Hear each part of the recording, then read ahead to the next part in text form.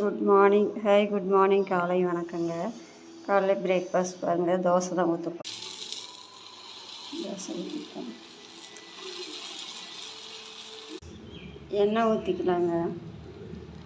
இட்லி ஊற்றினா இப்போ இருக்க பிள்ளைங்க இட்லி எங்கே சாப்பிட மாட்டேங்குதுங்க. தோசை தான் வேணும், இட்லியே ஊற்றினாலும் தோசை வேணும் அப்படிங்கிறாங்க. தோசை திருப்பி போட்டுக்கலாங்க. தோசை வெந்துருச்சு, எடுத்துக்கலாங்க.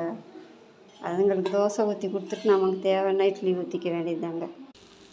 இன்னொரு தோசையும் ஊற்றியாச்சுங்க, வெந்துகிட்ருக்கு. எனக்கு இட்லி தாங்க ஊற்றியிருக்கேன். ஊற்றி எடுத்து வச்சாச்சு, வெந்துருச்சுங்க. தேங்காய் சட்னி தாங்க அரைச்சிருக்கேன். பச்சை மிளகா பொட்டுக்கடலைலாம் வச்சு அரைச்சிருக்கேன். தேங்காய் சட்னி ஊற்றிக்கலாம். பிரேக்ஃபாஸ்ட் இன்னைக்கு இட்லியும் தேங்காய் சட்னி தாங்க.